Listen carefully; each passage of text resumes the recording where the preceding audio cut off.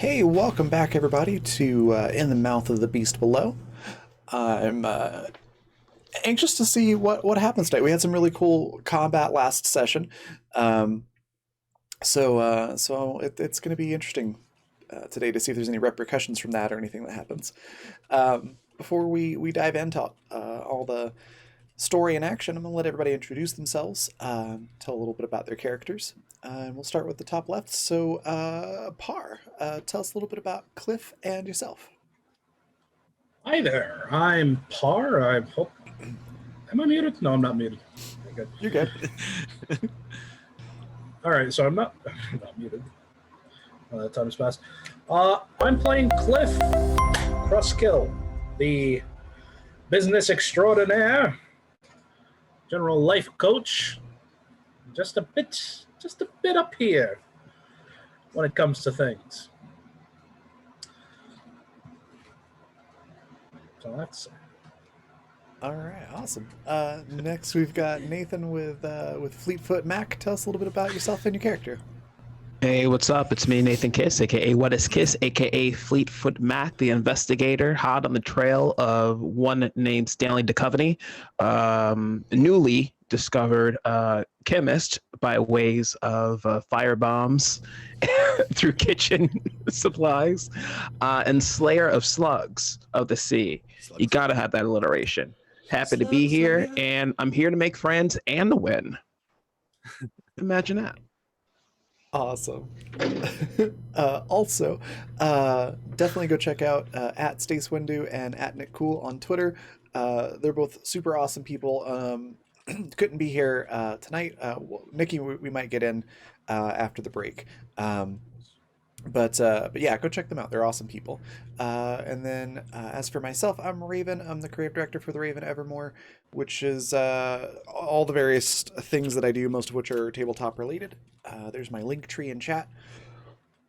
Excuse me. And I play Katanova, who's a Grendel, who's a socialite anarchist. So basically likes to infiltrate and mingle with all the nobles.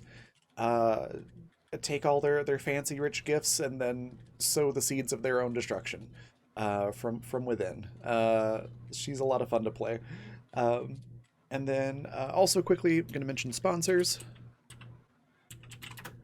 Fundamental RPG and Intrepid. Fundamental RPG Second Edition just dropped a few days ago. If you'd like to pick up your copy, it's currently on sale this weekend for 20% off. And you can check that out at coffee.com/raven/shop, just like it says below my face here. Just add /shop to the end of that. And then Intrepid is adventuring gear for IRL. So if you like outdoor athletic or casual wear with a tabletop theme, that is a great thing to check out. You can check them both out at that same web address. And with all that out of the way, I'm going to pass it on over to Leland. Tell us a little bit about yourself and this really cool game, and take it away. What's up? I'm Leland. Yeah, I don't really know much else.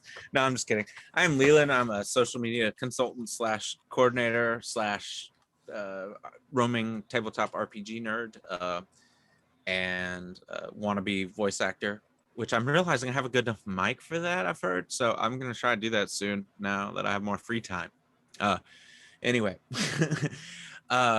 So yeah, I am super excited for today. I'm playing the game master or grim and perilous wielder of death. I don't know. That's not really a great description of this campaign so far. It's been relatively safe, minus last session, which was a little sketchy. But anyway, but yeah. So last session. Oh yeah, hold on. I have a thank you section. I gotta read that, as I am one to do. Special thank you to John Riggins, Alex from Canned Chaos or at Canned Chaos Art on Twitter, and Travis Hansen for all the character art. To Raven, who is in some sort of direction on the screen, for the promotional materials, overlays, and fortune/misfortune tokens. You can see at the bottom of the overlay and on the screen sometimes. And let's see.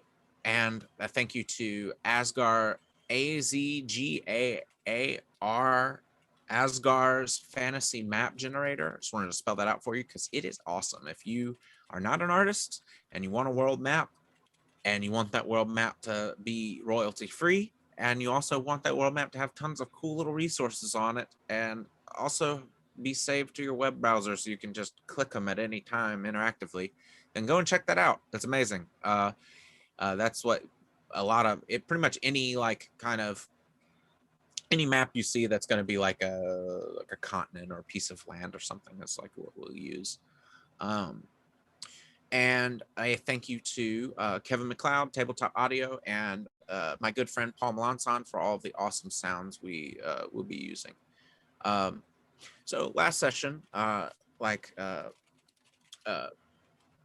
Raven said, battled some slugs, mutant slugs. In fact, they washed in on a wave, actually.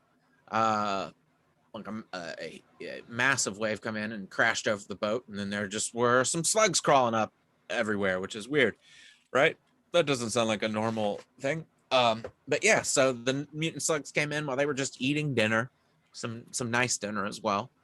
And so they're recovering from that battle, which was pretty heated, and everyone on the ship that is wounded is has been tended to by the surgeon as well as the cook who even helped in the battle.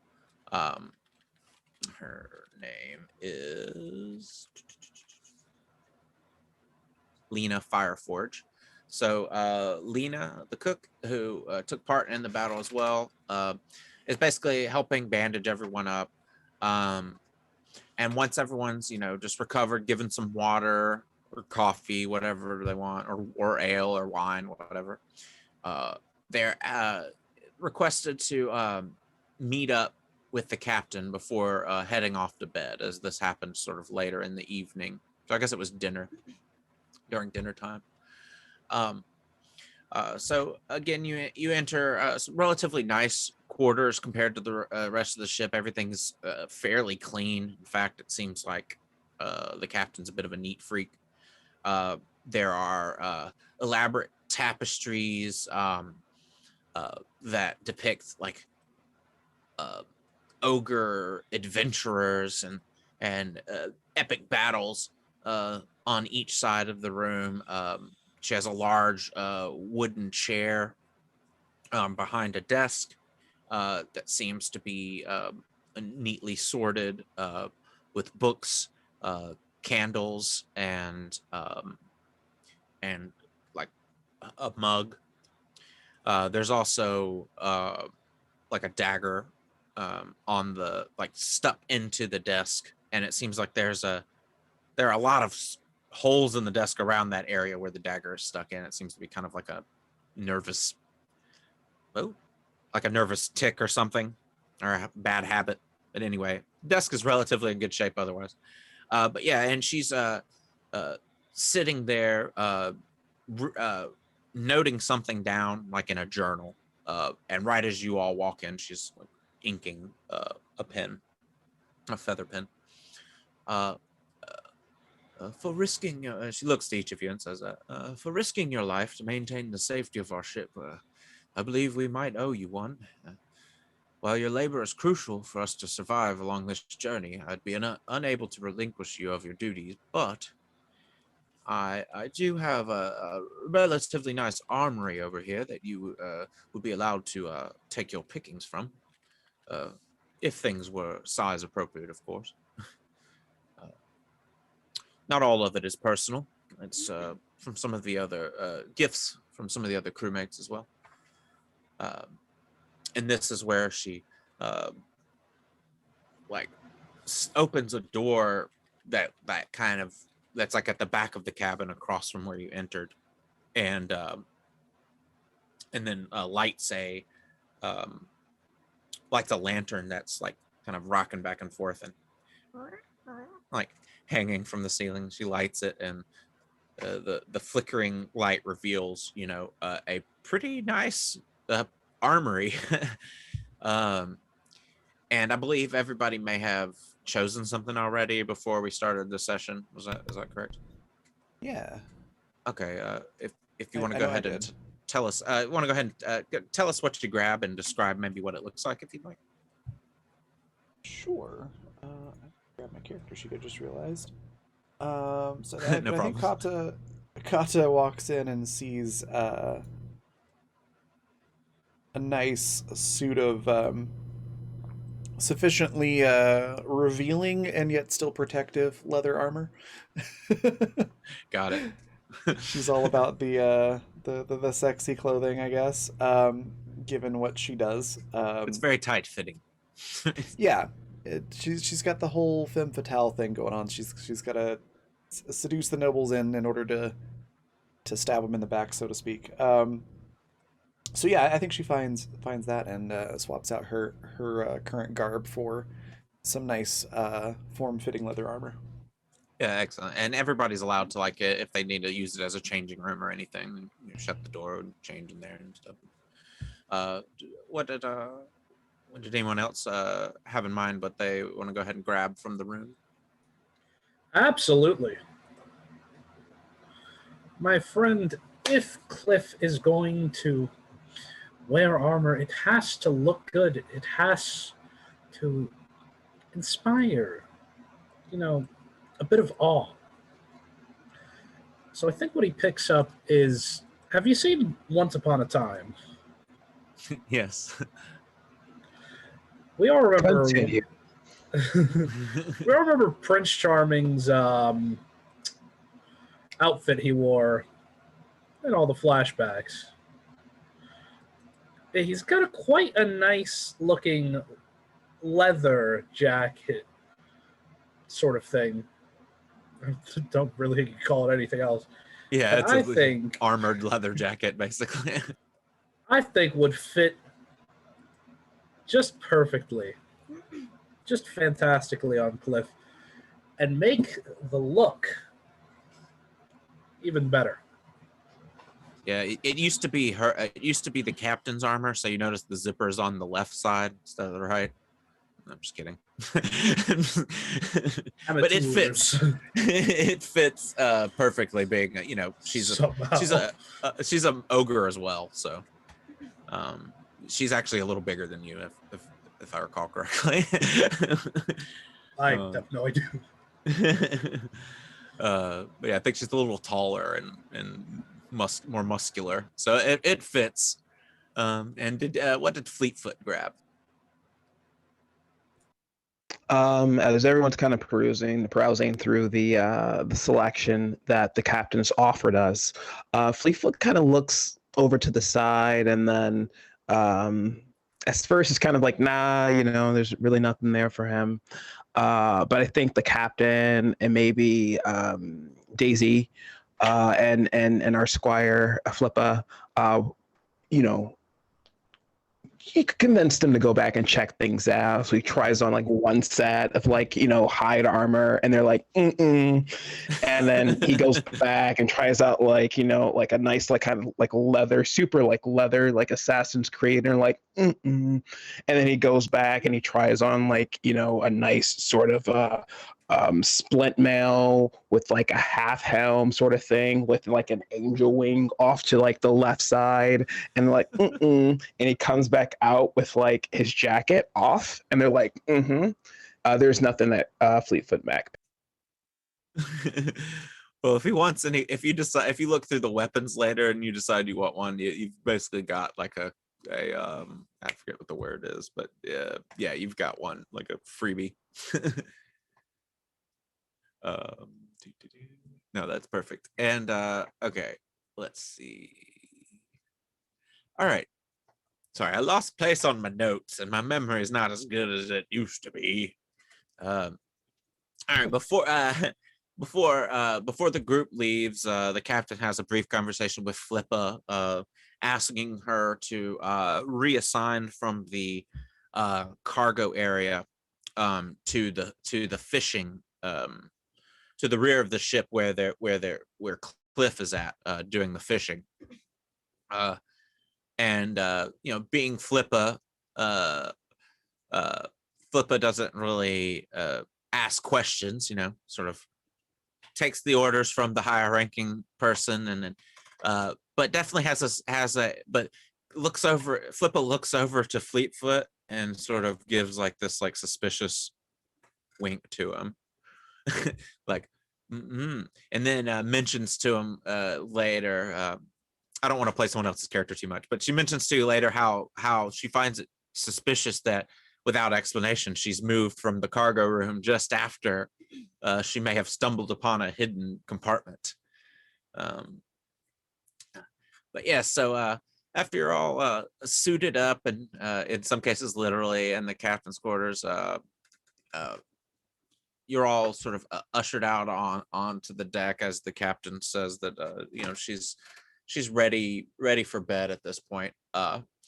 You're all the view in the captain's quarters is like a tier up from the deck, so you get like kind of like a nice view of the ocean from up there, and you're overlooking the vast void of night, and the tempest that came and hit the ship at the same time the wave come in, and the slugs were attacking you. That intense storm that bombarded you earlier is like nowhere to be found, and you can't even hear it rumbling off in the distance anymore. And unless anyone has anything in particular they want to do, we'll go ahead and sort of move on to a random night. She's moved from the cargo room just after which I'll roll. She. What's up? Were you gonna say something, Nathan? Yes. What were you gonna say? And while we were kind of like dressing up and getting our upgraded equipment, Fleetfoot would like to kind of inquire about the captain's knowledge of the creatures we faced. All right. I was wondering if I could get a scrutinize. Yeah, that sounds good for me. Let's get a scrutinize, and then we'll see about what she says. Make it a all right. Before you roll it, make it whatever the plus 10 is routine. Make it routine. Routine. Mm-hmm. You got it. Just because you guys, friends. Well, friends enough. Good acquaintances. All right, 42 under 80. Nice. All right. Yes, most definitely. She is honest with you, explains, I've never seen any of these slugs like this before, but we have, during our last trip, we did encounter some fish that we were catching that were strangely mutated. I suppose it's just, not sure. Maybe they spawn around a witch stone deposit at the bottom of the ocean or something. It's the only thing I can think of. And it's pretty much general knowledge for the well-educated that witch stone is like this stone that comes from outer space, is believed, that causes mutations when ingested or handled too much. It's like almost like a magically radioactive rock, like glowing green crystal. If you've ever seen a Warhammer, anything from Warhammer or anything, and you see the rat fuck, can't remember what they're called now off the top of my head, the rat dudes in Warhammer, they always have like weapons powered by these green crystals. It's like the same thing. It sounds like kryptonite mixed with the ooze from Teenage Mutant Ninja Turtles. That's honestly, that's pretty close. That's pretty close. That's cool. Yeah, and then just imagine like a Gatling gun made out of it. That's like some technology that does exist in this world. Like you're describing the turtle van. Yeah, exactly. I used to have that turtle van. It was amazing. The best one. My grandpa got it for me. I had good times. I had the turtle boat too. It floated. I would play with it in a bathtub. Anyway, all right. So I'm really into Ninja Turtles. Turtles? Huh? I don't know. Don't ask me. Maybe they don't swim as fast as the boat moves. I don't. It's like giving Spider-Man a car. Yeah, exactly. It's a car. Unless he's late for something. He's And he always forgot late. a He's suit. Spider-Man. He forgot. Oh, that's right. He's always late for something. That's right. Sometimes you have to cart around people who aren't turtles, you know. Yeah. So you need the boat. With great power comes great lateness. You gotta take Leatherhead to the DMV. Oh my god. All right. So Anyways. yeah, and yeah, she seems to be kind of afraid when telling you a lot of this information. But yes, she insists though that she's tired and maybe she can remember something a little more in the morning. And let's say later on that night, Kata, Mac, and Daisy, you're all just sort of hanging out on the deck, being pals as you do, as you were wanted to do. Which screen's it on? Which screen's it on? Here it is. All right, give me a second. So, because this is a travel-based hex crawling type campaign, we are moving along the hexes on the map, and I'm going to go ahead and roll a little at-sea encounter because it's fun. Let's see. Okay. If the die would work. Okay.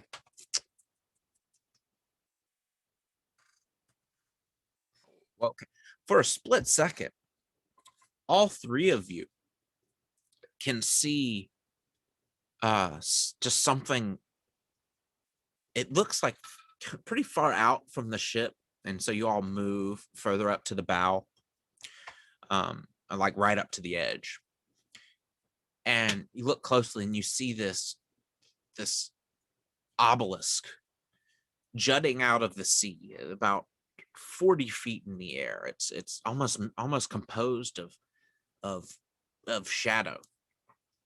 And then once you rub your eyes and like, hold on, what am I looking at? And you all kind of look at each other and realize like you're all looking at the same thing. It's a faint, bright green glow starts to come in the center of it, and then it erupts into like green writing, just scrawling all over the obelisk in a language unseen, either some sort of cryptographic symbolism or some sort of language long forgotten. And then once that happens, you go from being 300 to 400 feet away from this thing to being only like 50 feet away from it. It's almost as if like it devoured like a piece of your memory from looking at it. And then it just disappears. Oh, that's not concerning. No, it's not. However, Daisy seems to be scared. She's gripping her iron fist, like almost like in nervousness, like tightening the straps on it and stuff. And how is Kata and Mac like reacting to this illusion or hallucination, as far as you could tell? Well, Mac would be trying to figure out that same thing. If it is a hallucination. Yeah. But I'm not sure if there's anything at my disposal to determine whether or not if it really is a thing there or just one of these witch stones I heard about. These old witch stones. Let's roll a. It's got a word, and I don't know which one it is because there's so many skills in this game. Okay, resolve. There are quite a few. Resolve would be a good. That's like a will save. Standard, routine, challenging, or I'm gonna say challenging resolve. For both Kata and Mac. Oh, okay. Mm-hmm. Ooh, 84 under 49, over 49. You still have this like intense fear that you're about to crash with something. As far as you know, it might have just it might just be obscured by the darkness, or it might have gone invisible or something. Oh, and at Raven, you can tell right away this is some sort of illusion. You can even you can see almost um, like a clear trace of it, like still kind of burned into your eyes, almost like when you look at the sun a little bit and then close your Yeah. eyes. But you're pretty sure that this is something highly magical and terrifying, possibly related to the other highly magical and terrifying things that have been happening. Yeah, I think Kata will probably sheath that throwing knife she had in her hand, and look at everybody else and just say, "This is some sort of illusion. It's not real." Yeah, and you notice the navigator up above, like when you look behind you, the person at the wheel, they didn't even seem to notice anything, and they've got like, you know, uh, uh, what are they called? Spy glasses and stuff, and Hmm. um, could very well even be a ancestry that has good dark vision as well, like an elf, Okay. so they can see. That's probably actually we'll say that yeah, whoever's navigating is an elf and has the night eyes trait, so they can see out pretty far. But they don't seem to be alarmed by it. So then we will, Okay. unless anyone has anything else they will particularly want to do, we'll go ahead and proceed to the next morning after everyone goes back to bed. Okay. Um, the next morning, everyone rises early and begins to work at their expected assigned positions. About 3 hours into the rough conditions of the shift, uh, something seems to be getting the attention of the crew on the top deck. Uh, those of you that are not working, aka Fleetfoot, I've got something for you just in the next section. So we'll say that your character is down in your room, if that's okay. Pretty much everyone else rushes up and sees. It looks like three of the crewmates, Lyro Fishman, the tall guy that is the like quartermaster, I believe. The crew sheet. Not that it matters that much. Let's be honest. Yeah, the quartermaster, Lyra Fishman, Kai Vol, the sea artist, the little Skurzak rat folk person, and let's see who else was in this. And Braun Borg, the striker, the large, stout, pot-bellied, bald human who doesn't seem to talk much. That was kind of knocking on your door when you were all in the very beginning, waking you up at the end before you set sail. All three of these people are convulsing and gasping for air. It seems to be all too familiar to both Kata and Flippa. This is exactly what was happening to you before. They're experiencing the same overwhelming and mysterious sensation of drowning, as you can tell as they're gasping. Everyone's trying to help. Someone's even trying to do CPR on someone. A couple of them are trying to, kind of grip their arms and shoulders and kind of help them recover. Go What ahead. was it that the cook did when to try to help after that happened to Kata? Was it like a tea or something? It was basically like some honey and lemon boiling in a pot over the stove, breathing it in to help Okay. kind of like clear the lungs out. Kata will run to the kitchen and try to replicate that. Okay, yeah, easily done. You're carrying a boiling pot. Ow, ow. But Very yeah, you can carefully, burn. yeah. But luckily you've got furry hooves. You don't really burn your toes or anything, so you're fine.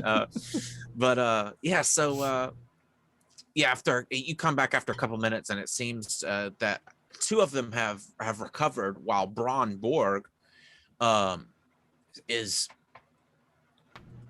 still convulsing and struggling for breath. Everyone's kind of gathered around them, almost like if two people get in a fight in high school.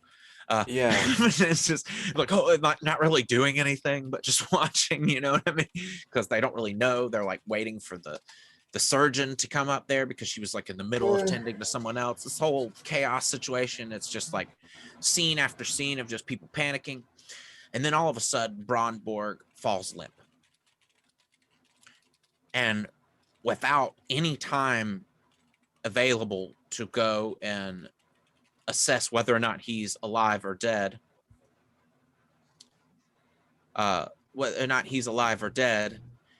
his body begins to convulse again. Give me one moment.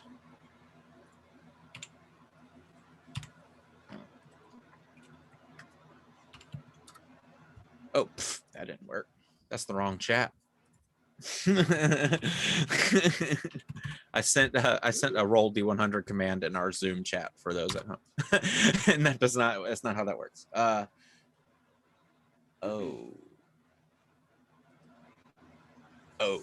So this is one of those roll twice and accept both results situations. Got it. Okay. I have concerns.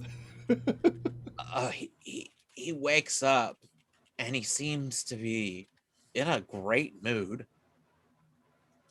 I had the most wonderful dream, and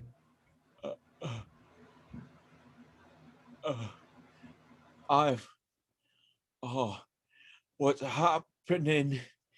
What's happening to me?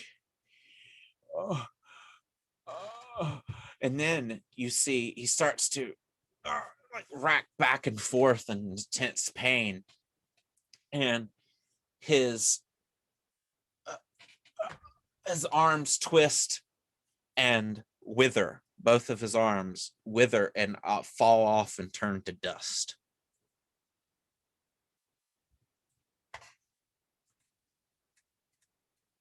Question. Uh-huh. Are zombies a well-known thing in this universe? Not necessarily.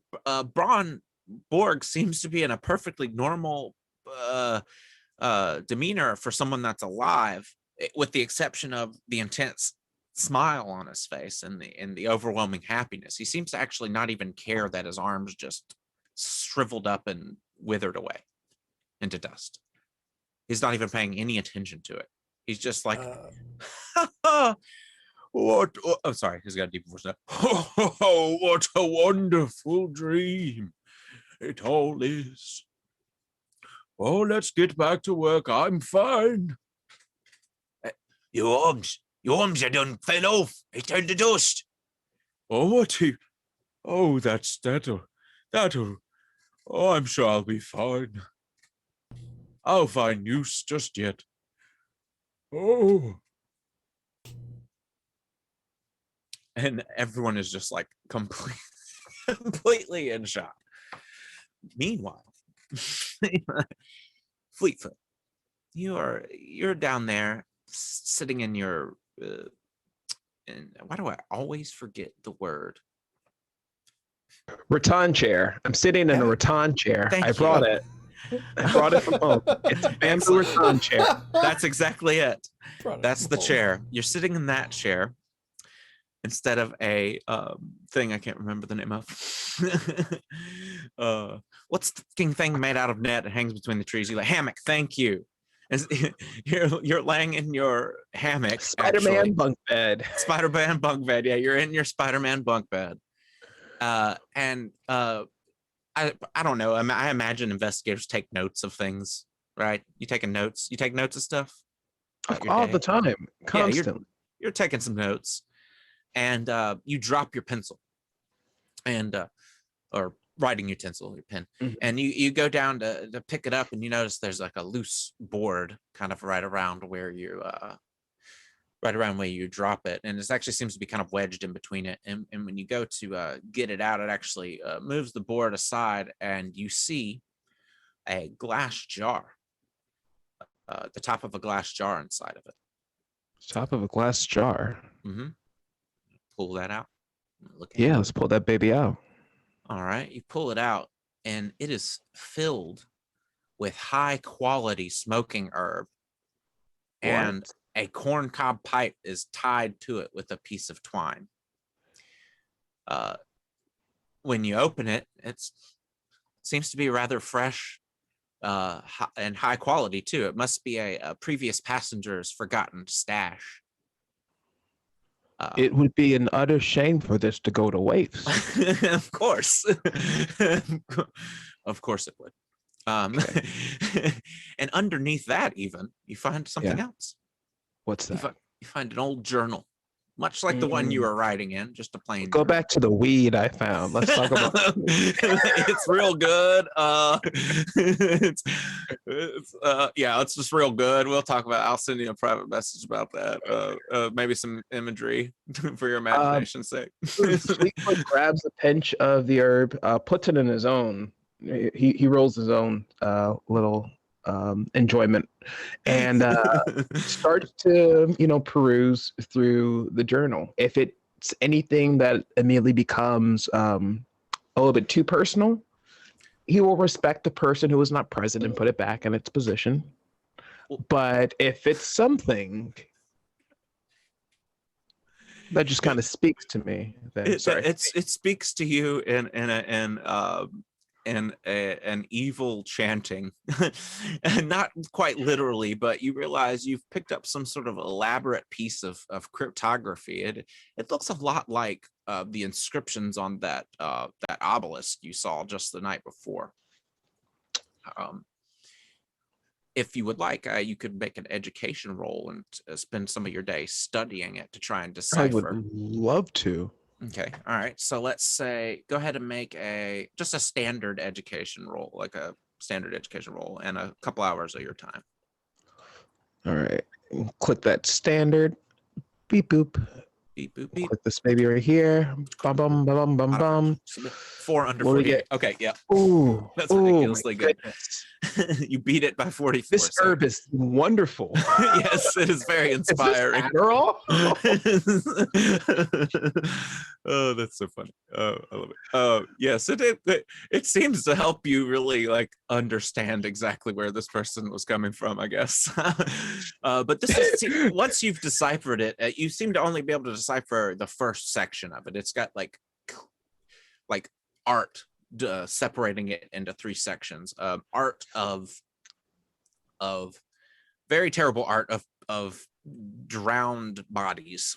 And when you say first section, is it like into chapters, or is it just like this graphic novel? Now it's just like, I don't know what this language is. It pretty much is like just the book is just divided into, I guess, 3 chapters, and like the face of each chapter would be like some badly drawn art of drowning people, like almost like stick figure art.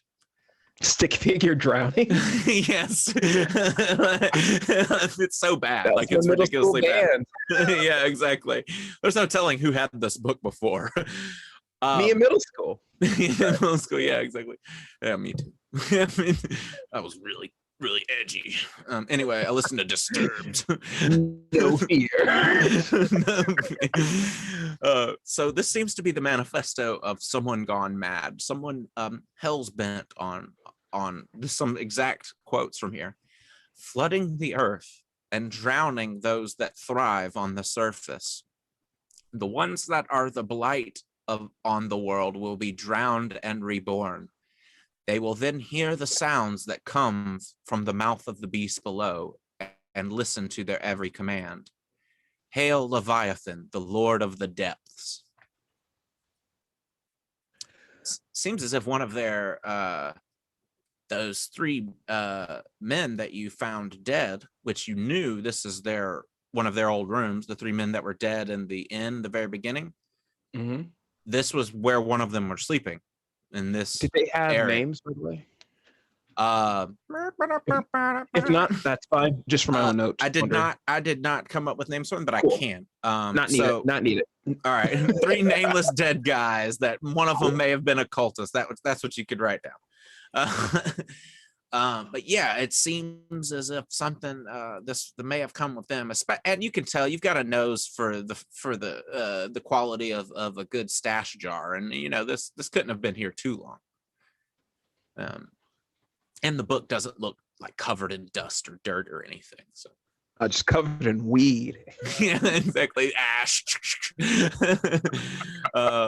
Anyway, it's called halfling leaf in this world, much like I'm just kidding. I actually don't know. So we'll say around later on, after like kind of like we'll go ahead and go back up to the deck. We'll say that unfortunately Flippa is not here to experience this, but I will add them. I will. I don't know if she would say yes to this. I'm going to move this to the next session. We will move on. Because I was going to have remember how Kai Vol wants to paint Flippa or Kata riding on the back of Flippa while they're both armored with spears. I don't necessarily know if Flippa would consent to that. So when did this conversation happen?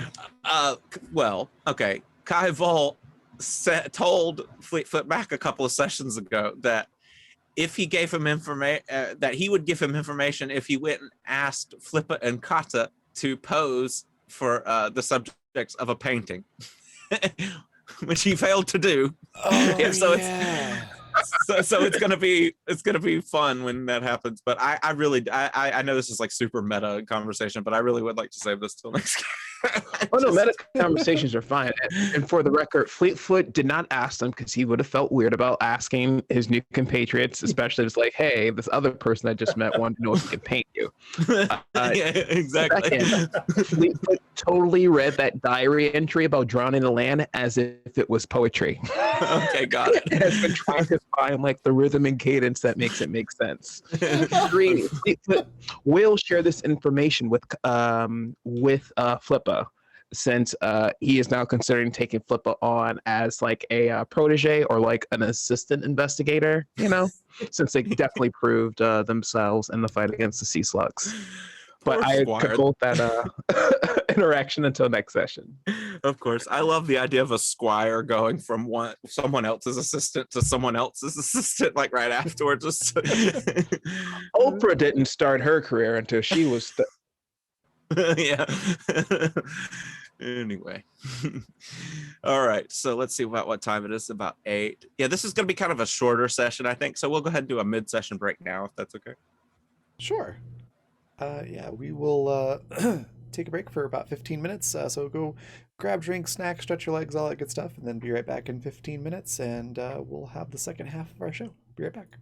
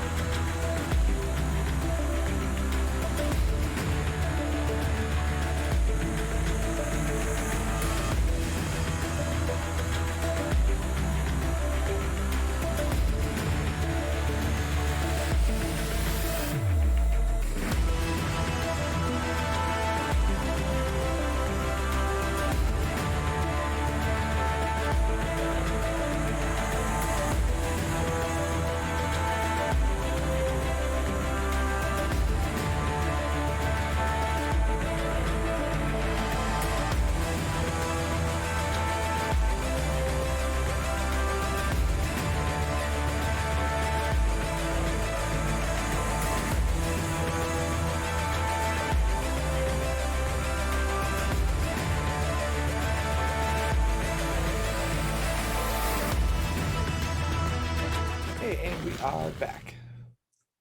Awesome. So this is going to be a bit of a shorter session today, so I'll go ahead and just do a little slight recap about what happened at the beginning half. The group, for their efforts of defending the ship from the slugs during last session, was given a piece of gear from the captain's armory. I think Fleetfoot Mac is still owed one if he wants to take them up on it at some point.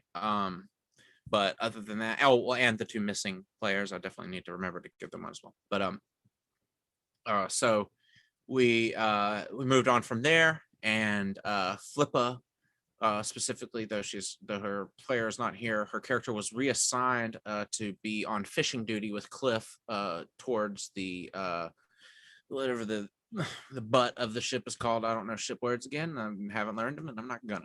I refuse at this point. I am not a seaman. Anyway, all right. So, without any explanation, was just reassigned. Obviously, Flippa was suspicious that it might have been that she found the secret cargo hold filled with contraband, I'm sure. So after they were suited up, they were let out onto the deck, and they had this, I rolled on the random encounter table and flavored it a bit, and they encountered this strange obelisk, and by they I mean Fleetfoot, Daisy, and Kata, correct? I believe it was those three.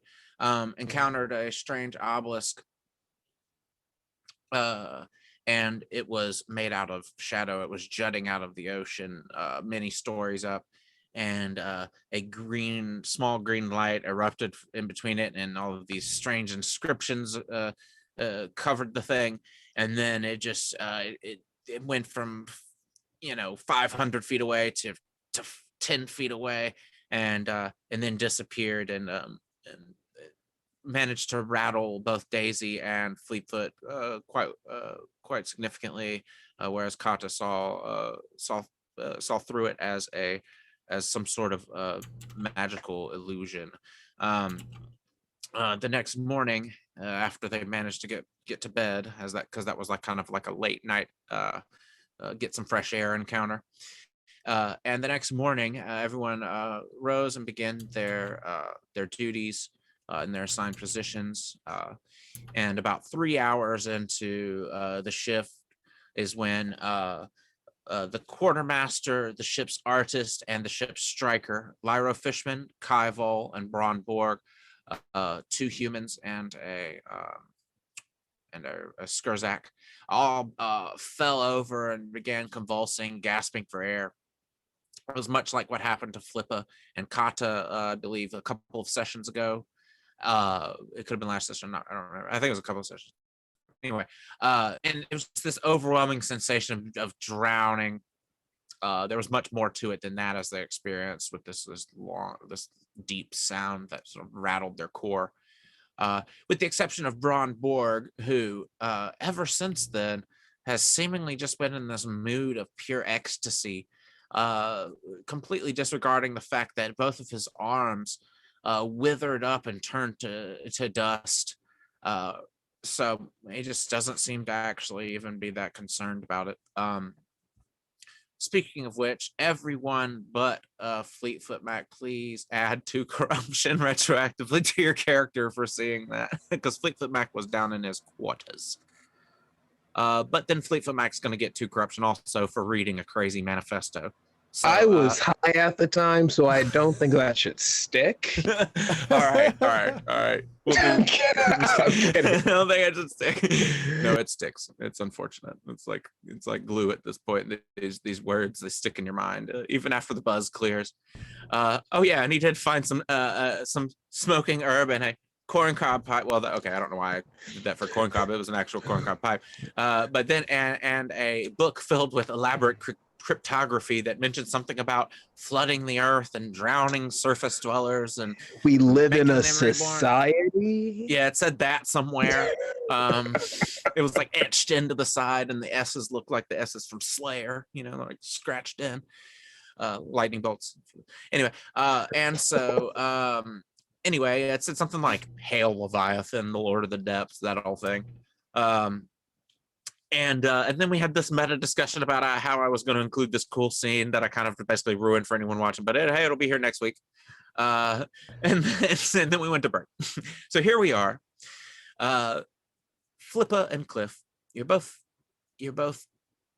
having a little trouble catching fish today. I'm sure Flippa is working diligently, and Cliff is finding ways to take a more supervisor heavy role as he was last time. But you notice that the fish kind of stopped coming for a while, and then it seems like once the second you decide to really come in and help Flippa because she's having trouble pulling up a net, one of those slugs is inside of it, and it spits its acid and from its face and melts through the net and is now kind of hanging out in the center of you all, and everyone just starts attacking it with their fish bonkers and their hooks and other weaponry. So if I'm gonna assume Flippa definitely is going to toss an attack over at this thing. So let me pull her character sheet up real quick. Flippa is going to attack it with her fire hardened spear. Do you want to assist in any way, Cliff? I don't know. He's gonna watch. All right, I don't blame. There's a bunch of people. There's like Flippa and like 3 other fishermen, hacking at it or whatever. Ooh, okay. So Flippa nails it with a 3 under a 52 for 11 damage, and on top of all of the other attacks, it manages to kill the slug pretty efficiently. The unfortunate thing is, it seems like instead of fish, all the fishermen seem to be catching for the remainder of the day are these slugs.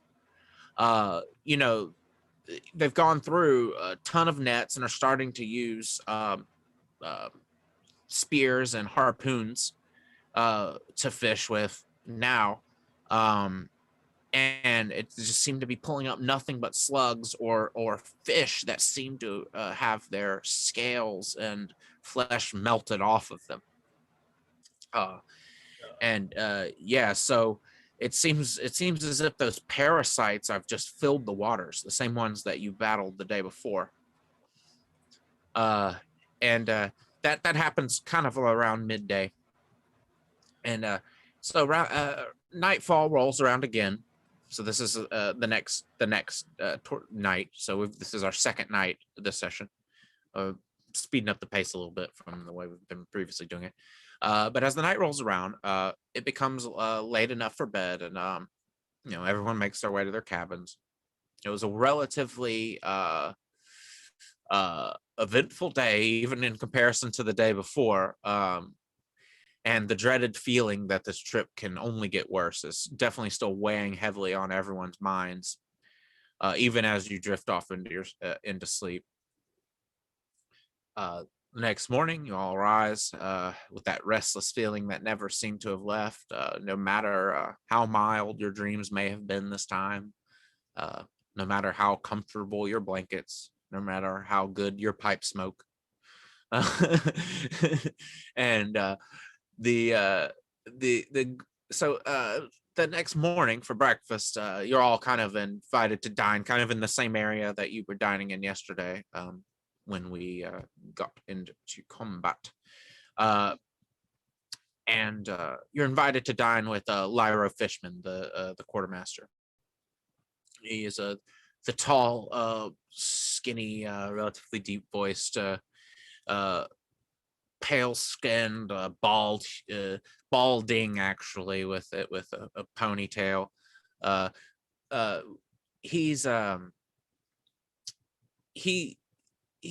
You've encountered him a few times.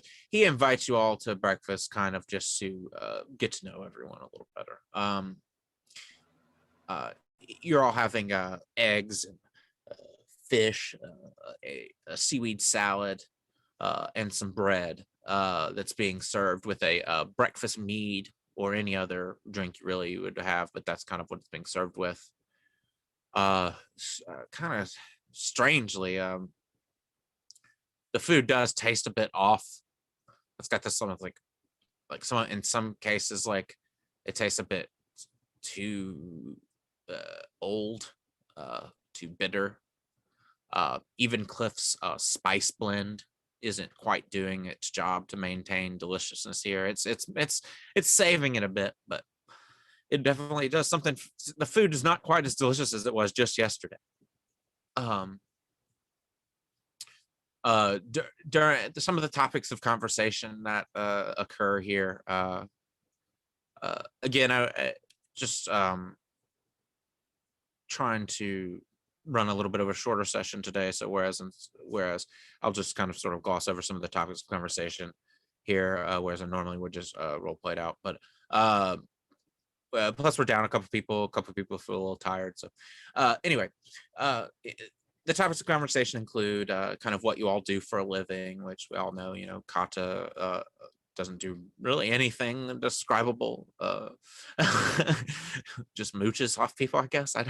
I don't know really where Kata lives off her parents' money. I don't really know what Kata does.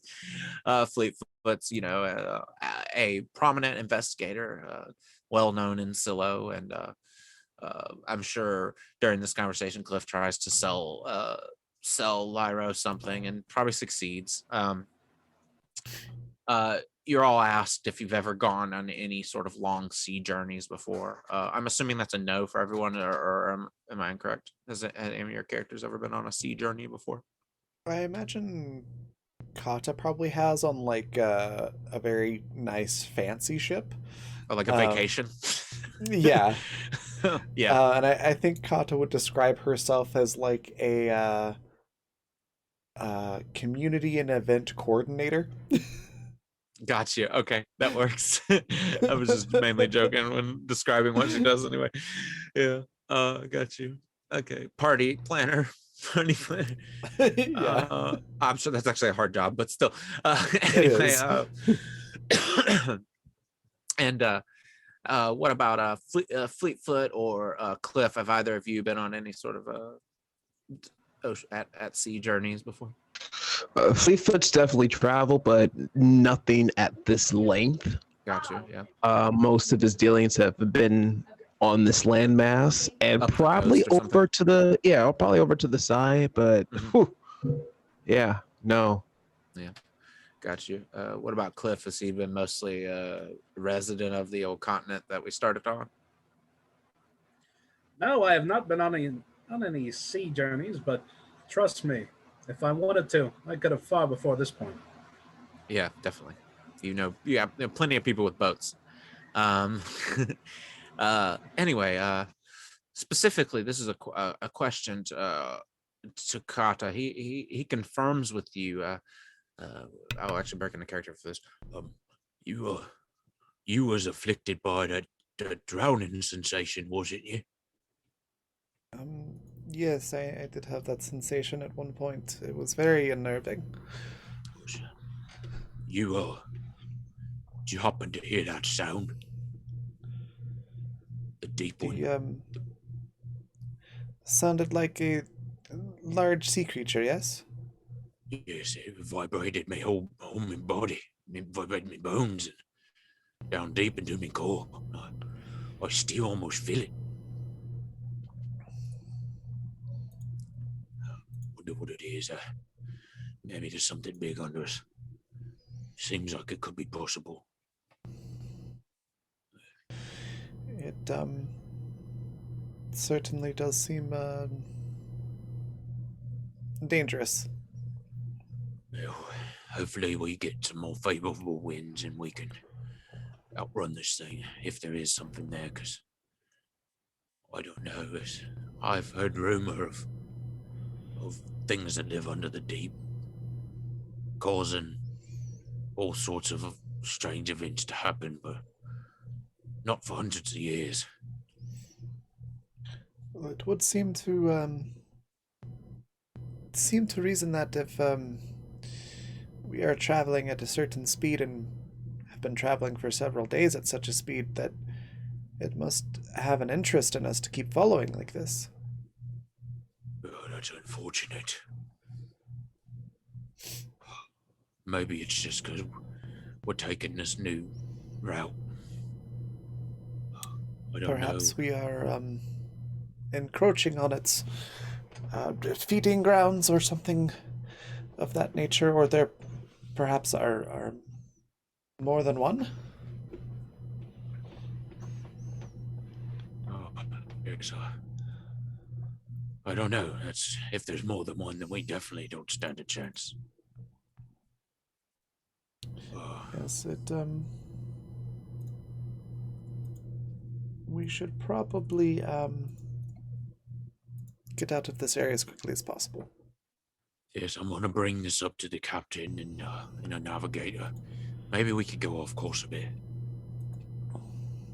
I, for one, would not what is the word? I would not be upset if it took an extra day or two. That's a good point. I don't think anyone would if we brought this to him. Anybody else hear that sound at all? See anything related to it? Does Kata know that Flippa did as well? I can't remember if they had that conversation. Yeah, we'll say Flippa does briefly bring it up, but seems to be kind of shy and nervous about it also. Okay. And Flippa's here, like, in this conversation right now? Both Flippa and Daisy are here just sort of eating food and maybe having a conversation between the two of themselves more than anything. So. Okay, gotcha. They'll babysit each other. then yeah, like Kata will just sort of nod to Flippa and let Flippa explain her she sort pretty of much situation. She confirms like exactly that, you know, she even last night she kept waking up from her dreams because she kept hearing and feeling the noise more than hearing it. Just for the sake of the noise, I actually have it right here and I like playing it, so I'm going to turn this off. Let's see. All right, it is actually this noise.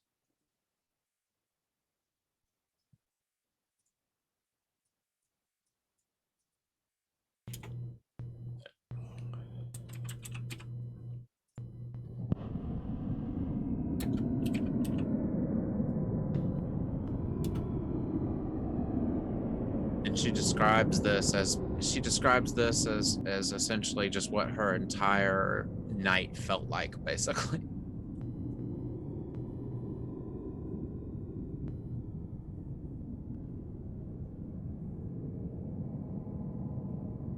And the conversation, I will go ahead and turn this off. Yeah, it's creepy as hell. There will be a moment where I play that track all the way through, and that'll be like a fucking scary ass moment. But today will not be that day. Okay, so after the conversation, everyone's nice and full, feeling a little fuzzy. If you had any breakfast mead. It's not the strongest mead ever. It's a breakfast mead. Come on now, I've got work to do on the ship. And then while working today, an awful revelation. Hold on one second. Okay, an awful revelation sort of happens. It seems that the food, the food, not the drink, but the food specifically, seems to be rotting. Also, the air itself has this like bitter, foul taste to it that you can't seem to get out of your mouth, even with more breakfast mead. yeah, and the food just seems to be kind of rapidly going off. Like it tasted off when you were eating it earlier, but even just that food that was prepared and cooked for you earlier should be ready for lunch. It's like an additional 5 days or something have gone by in some of these cases. Some of the food that's exposed to the air. Some of the food that's more packed away might be a little fresher, but it's still actually going off, especially if anyone opens a crate. With all of this happening over the course of like that part of the day, that morning, Mm-hmm. would Fleetfoot be able? Would Fleetfoot be able to tie the way that BB lost their arms to the same rate that the food and supplies are deteriorating? Ooh, that's a good question. I am gonna just give that one to you, and it does seem to be, it seems to be almost as rapid because while his arms did wither, while I did describe it quickly, it was over the course I would say over like 10 or 20. It was like almost like would seem like it would have been excruciating, but he was in some sort of ecstatic mood for some reason. But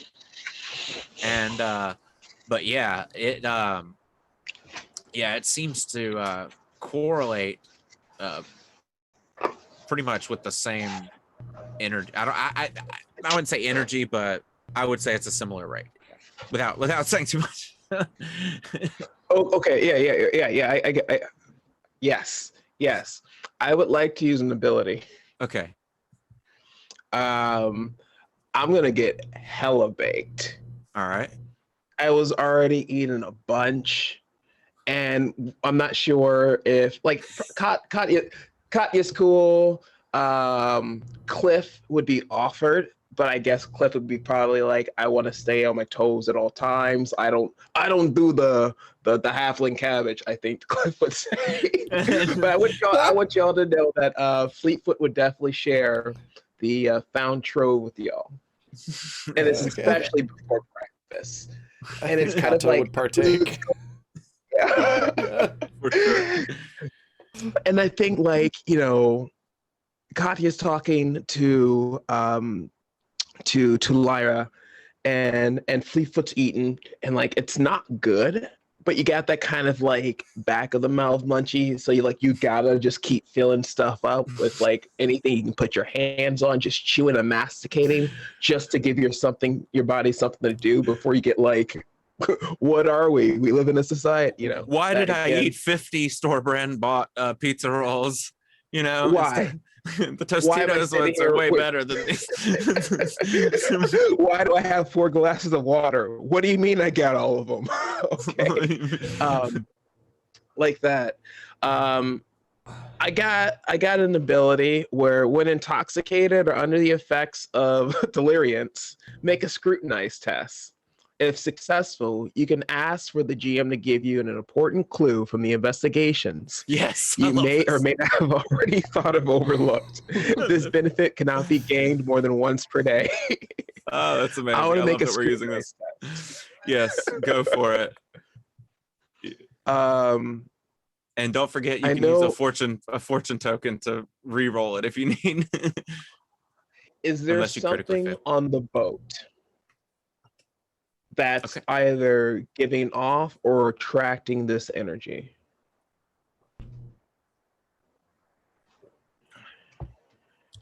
All right. What standard? Routine? Challenging? Standard. Okay. Actually, it's very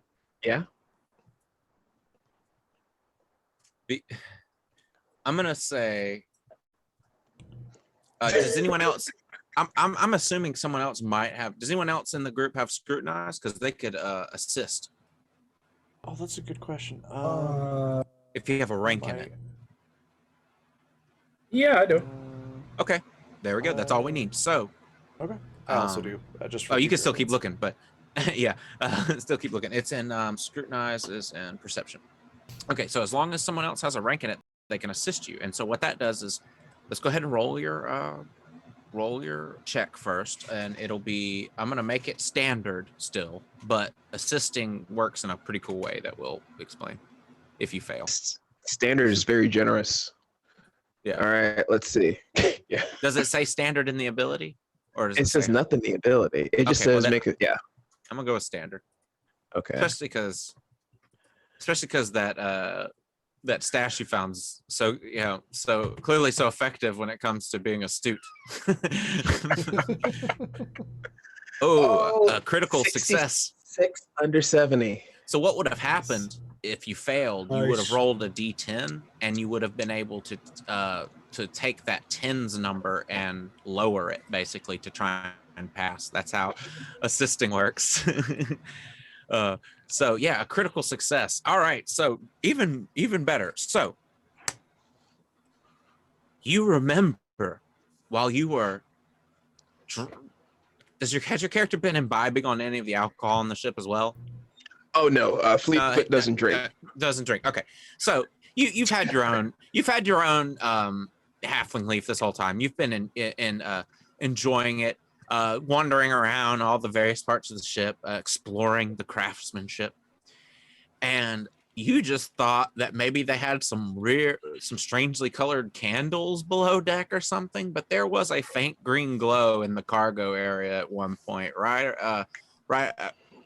around where Flippa found around where Flippa found that hidden compartment a few sessions ago. You recollect that faint green glow that you did not notice before, because there's yellow light everywhere, and you were like, oh, maybe it's like a neat candle. Yes, like a neat candle. You were just way too high to realize that it was not a neat candle. Maybe it was something else weird. I just love the image of like everyone working and like fishing and kind of like, yeah, we got attacked the other day. That's wild. And Fleetfoot just roaming the boat, just stoned. Yeah, Just kind of like, not working at all. Everyone else is like busting their ass. this is my vacay. I'm sorry. Yeah, I like, paid to be on this ship. I don't blame you you at all. lunch break.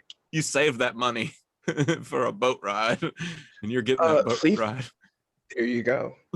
Fleetfoot's gonna come to this moment of realization while at breakfast, and probably like right after the conversation with Katya and Lyra Fishman, the quartermaster, and just stop, mouth still full with food, and just gonna grab for like a tankard of water and just kind of guzzle it down, just to kind of clear. You accidentally grabbed the mead, but I'm just kidding. Oh no! I'm just kidding. No, it was the water. The water tastes fine though, at least. It's the water tastes fine. Yeah, the water tastes fine. Just seems to be that the food is rotting. The drink is not. Thank you very much. All right.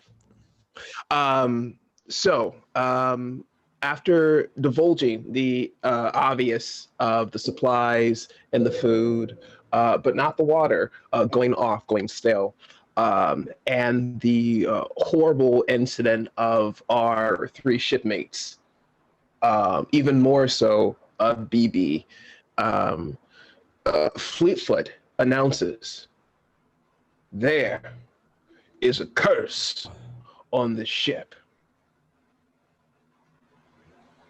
Even more so, some of us know about the curse on the ship. In addition, the 3 that were here before us, and Fleetfoot says this specifically to the party, were possibly sacrificed. That last part, I'm not quite 100% on. Don't quote me on that. Don't quote me on that. He's still on top of the table. But stay on our toes, my fans. Stay on our toes. And Fleetfoot just kind of like, I'm sorry. I'm a little stoned right now. I admit. That does not take away the statement I just said. Pass me that moldy bread. That's Kind of goes back to I think Kata follows up on that with a couple things. One, is there any like fruit juice or anything uh, around, and like a corkable bottle? We'll say that there's wine. It's Um, corked up. okay, like she's specifically looking for like an orange or a lime or something like that. Okay. Fresh fruit's pretty scarce on a pirate ship. Uh, let's see. Yeah. We'll say there's a. We'll say specifically there's some lemons for cooking. Okay. Kata will grab like a bottle, like an empty wine bottle, um, and wants to basically squeeze a couple of lemons into that, and then cork it, and just leave it on the table next to wherever the moldy food was. Just Yeah. see if it ferments, essentially. Um, Mhm. Trying to figure out, is this like a time passes differently for different things kind of a deal, or is it Gotcha. specifically like decaying things faster? Um, and then is going to look over at Fleetfoot and go, wait, why do you think there's a curse? Like specifically a curse? Several things leads me so. Number one of the several is this book I found, and tosses it to Katya. Don't look at Uh, it. It's pretty scary. Don't look at it. It's pretty scary. I Katya, wouldn't look at it. Kata look at just holds it and like looks at the cover, just looks at it in her hand but doesn't actually read it, and is like, okay, follow-up question. yes, How high are you right now? I could be higher. That's a halfling joke. But also, I'm not that high. It's a halfling joke. Oh my god, that's Alright. the best halfling joke. Self-deprecating height humor from a halfling. Yeah. Fair enough. All right. So you said that. So this book that I'm not allowed to read, and what was the other reason? Oh, just gestures to the food and what's obviously happening. Points over at BB, who's just like still in this serene trance and is like waving back. Just like Yeah, this. that's exactly what he's Sure, doing. Uh, Yeah. And I have more. I can take you to. I can take you to a spot I saw a man on a ship, but we can do that later. And he does like a quick wink to Katya and to Philippa and to Daisy and to and to Cliff. Like not at the same time, but just Lyra taking Fishman. moments. Lyra's just like, the face no mind just thinks you're eccentric. Even better. he's just trying to eat the food and it's not spitting it out basically while this is going on. If he doesn't care, then Fleetfoot would be like, hey, to the rest of them outside of his earshot, if he's just kind of disinterested. Now, once he stops eating the food, he gets up and leaves and bids you all farewell, and you get time to chat by yourselves basically. There were weird candles positioned underneath, some way in the cargo space. Just something did not feel right about them. So scary book, weird candles, strange things happening to Fulton, to arms of. Strange What's to say his the name? least. I mean, he lost both his arms. What's up, BB? He's just going. Oh my god. It's in a feeling Uh, of ecstasy. Ow.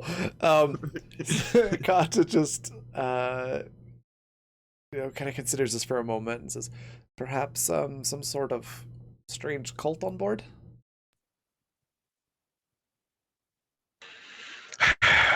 Yeah, already on board. Perhaps members of the crew are secretly with this this cult or have some sort of vendetta against the captain, or yeah, I didn't I'm, think they would have a vendetta against us. I've reached a moment in this investigation that I'm not so worried about the who and the what, because I feel that we are already inside of the trap. If step one was getting the candles on board,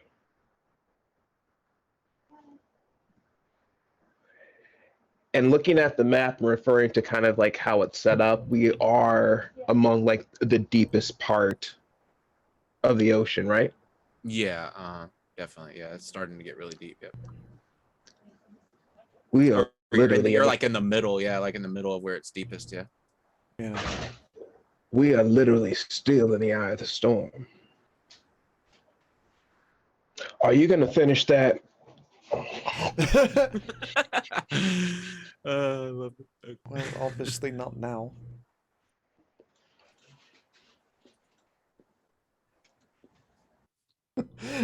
And after that conversation, Kata will uncork the lemon juice and just give it a sniff, see if it's fermented or not.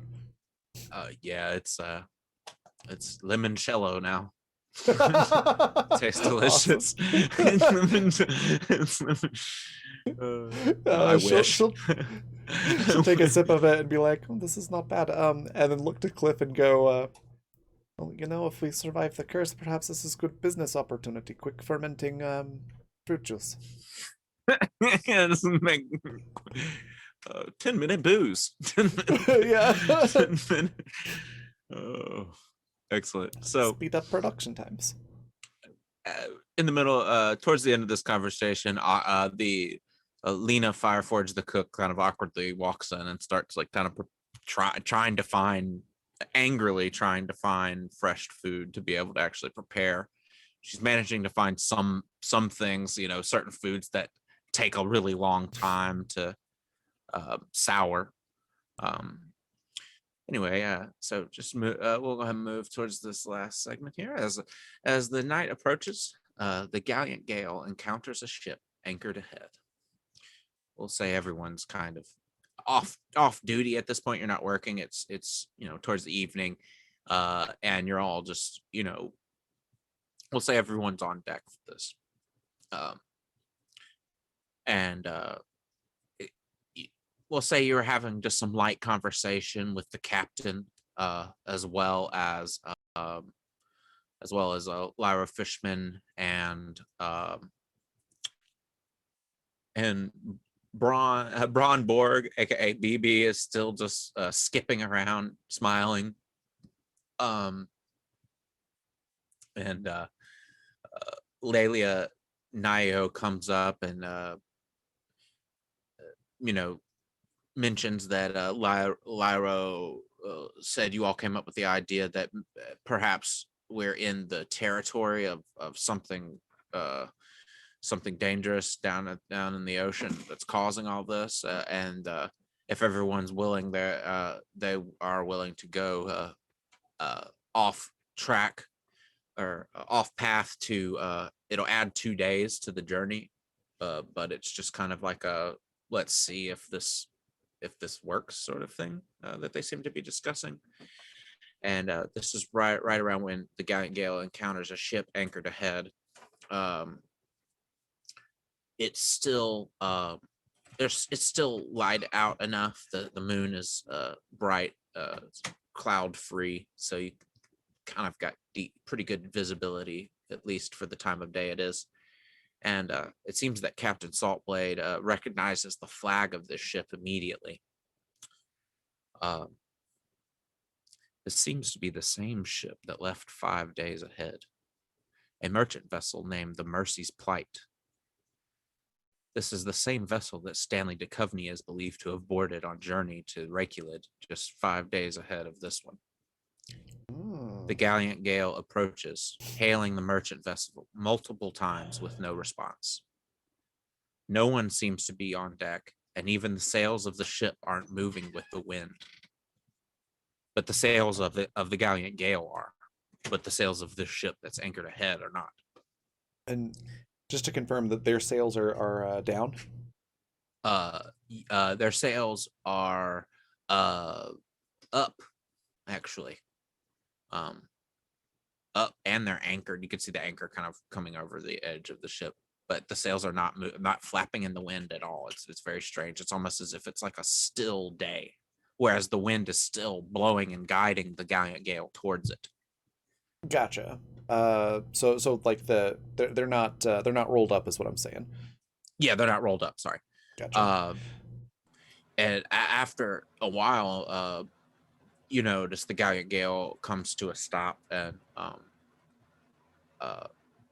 anchors itself as well. And you see Captain Saltblade gearing up with what would have been Braun Borg, but he doesn't seem to be of much use as the striker right now. She gears up with Glindo Lorne and Lucky Lantioch, which is a gnome, she, her pronouns, like the gunner of the ship. And Glindo Lorne uses he, him pronouns. And they're basically an ogre and a gnome that she's got geared up with her. And she looks at all of you and she requests that you all come with her to help investigate this ship. And she seems to have a very like worried look on her face. And that's where we will end the session. All right. An hour early. Yay, everybody gets to hang out at home in their underwear for an hour longer today. No, I'm just kidding. I'm gonna go watch Wanda. Oh no more episodes. I wanted to wait for it all to come out so that now I can binge watch it all like in a weekend. So now I'm super excited. Hey, now you don't have an excuse to not watch the Wanda Psych show. Go watch the Wanda Psych show. Yeah, that's true. Wanda That's Psych. your What's she Wanda up for to Fridays, y'all. Everything. She's Wanda Psych. She's in the Harley Quinn show on HBO. Oh my god, that's amazing. That her voice is so fantastic that it is. Oh my god, I can't wait. I need to watch that too. I love her. Yeah, this is fun. Thank you. Oh, awesome! Yeah, I'm very glad. fun. I'm glad you enjoyed. Yeah, I tried to come up with 3 hours worth of stuff, but it looks like I fell short a bit with some of the other things. But I did brush through No a couple worries. things too. But anyway, so just to make sure, we'll go ahead and reward 150 RP for everyone. So that means your total reward points should be at 1950. We're getting close to actually leveling up, quote unquote. So again, start looking through the professions and see what you want to take your next profession in. Heck yeah. And if we need to like cut a session short and start late or something, or cut a session short and go over it next time because people haven't had time to do it, that's fine too. Or I can meet with people privately. But anyway, so we will go ahead and I need to move the ship a little bit on the map here. 1, 2, 3. There we go. It's about right here now. And I think I did dole out a little bit of corruption today. So I'm gonna go ahead and just in general, actually, everybody go ahead and add 2 corruption because it's just been a real corrupt day. Let's just go ahead and say there's been a lot of really awful shit that's Puts most of us at 4. Yeah. Again, yeah. 4's still not a lot. It's okay. I'm at 6 now. You're at 6 now? Well, you're fine then. We'll leave you alone. Everybody at 4 at tops. Corruption does reset every session, right? Yeah. So you should have started the session at 0 if that is factoring in at all. Oh. Yeah. So you should maybe only have 2 or 4 or something. But anyway, we'll just say everybody in general just has 4 corruption just from all of the like things you've encountered, just the food rotting around you, just general scary. Corruption is scary points, okay? Yeah, scary points. That's the best way to scary points or evil points, really. Whatever. You could go both ways. Like me. Anyway, so I'm gonna roll corruption. Let's see. All right, so everyone is fine. Everyone gets an order rank. Darn it. haven't been able to. So set your corruption back to 0 and click another dot in your order ranks. And once that bar fills up, you get another one of those fate points in case you ever have to use one. That's like a get out of death Okay. free card. And then yeah, there we go. We'll go ahead and you can go ahead and wrap us up. Yeah, wrap that up was stream. that was a lot of fun. We're Thank gonna you. go on a raid here in just a bit. Before we do, I'm gonna let everybody say what their favorite part was, where folks can find them, and anything else they'd like to share. And we'll go reverse order from the start. So let's start with Leland. My favorite part is almost like a luck thing. It's just how how Fleetfoot keeps rolling critical successes on like really crucial plot revealing skill checks, which is awesome because it just lets me like, because I'm really bad about holding in information, so it lets me like kind of spill the beans even more. I'm like, yeah. That's really cool. I also like just the conversation, the conversation. Lyro, I can't remember how I spell it. I think I've been spelling it both ways, either Lyro or Lyra. I can't remember. Maybe it's both. The conversation between him and Kata towards the end there, and then how that evolved into like a hold on, I'm drunk, let me use this ability moment. That was just super cool how that all kind of came in. So kind of it kind of sort of ties into that same moment.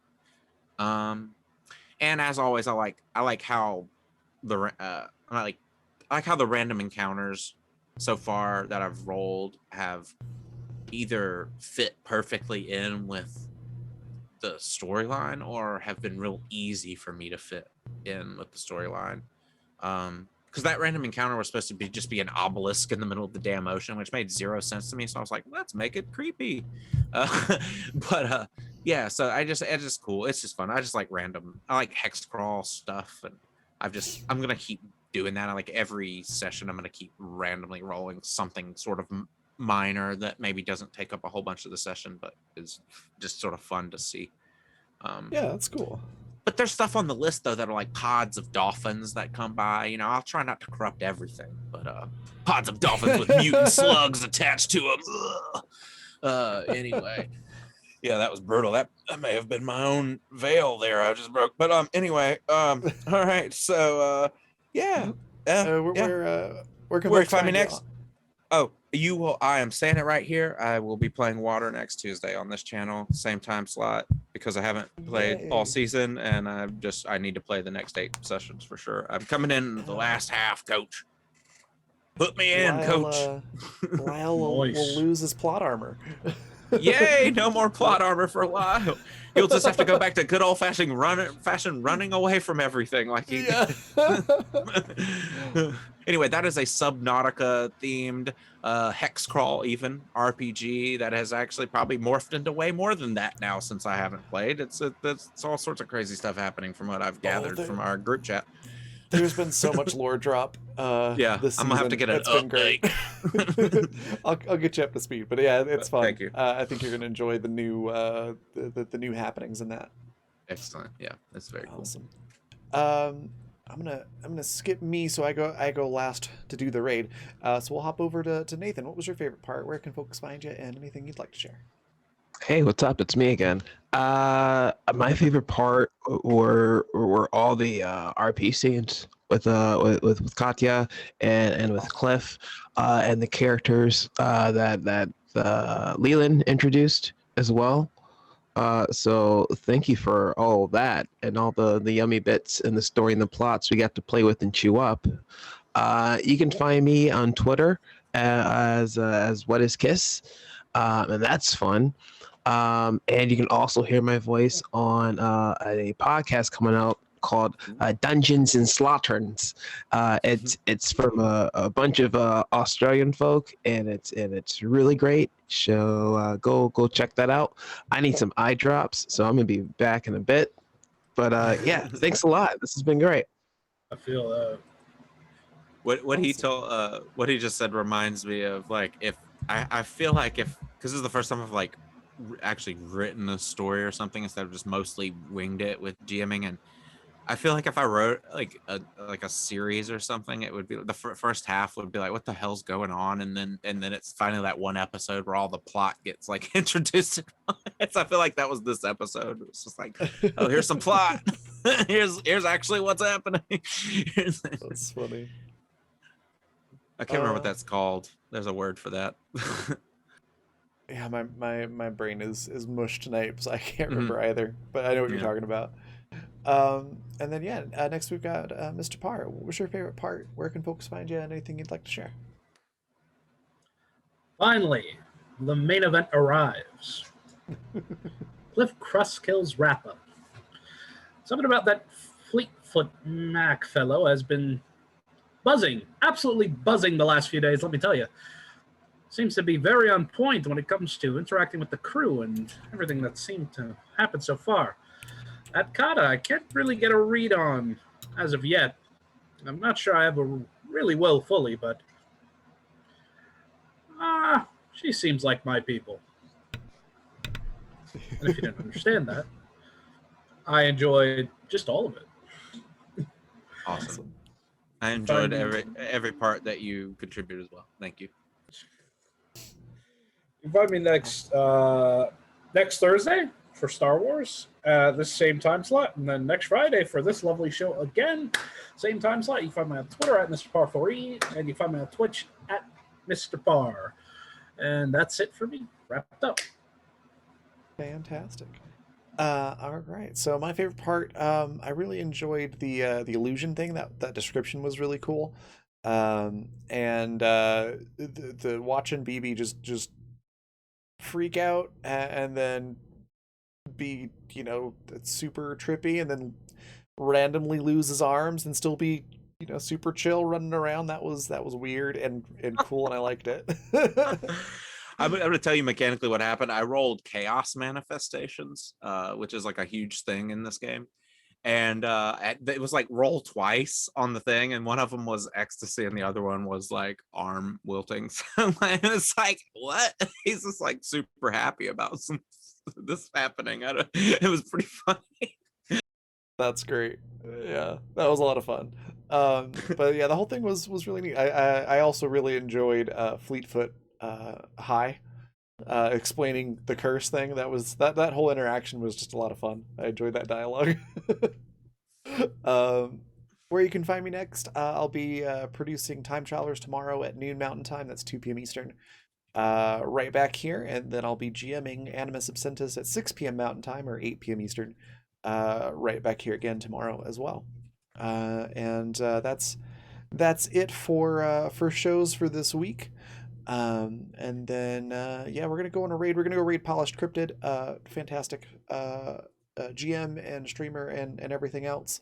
Go give her a follow if you're not doing so already. We've got a raid cry, which is I could be higher. That's a halfling joke. I think that was one of the best lines in the show today. Don't do drugs, kids. And then, or do whatever you want. and then be sure to check out sponsors. Just threw those into chat. Fundamental RPG and Intrepid. Fundamental is currently 20% off until the end of the weekend. So go pick up your copy. Just dropped a few days ago for purchase. So that is everything. So we're gonna go on a raid, and I will see you all tomorrow. Thanks everybody. Bye.